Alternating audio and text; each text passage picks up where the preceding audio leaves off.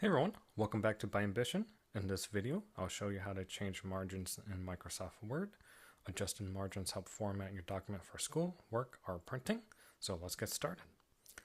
Step 1. First, open up the Word document where you want to change the margins, which I already have right here. Step 2. At the top of the screen, click the Layout tab. Step 3.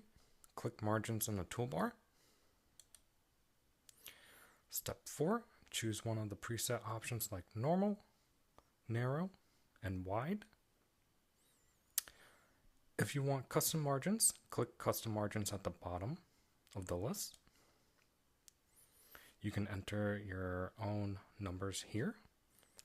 The preset is 1 inch for top, bottom, left, right. And after you input the numbers you want, you can just click OK. And that's how you change margins in Word. If this video helped, like the video, subscribe to Biambition, and I'll see you in the next one.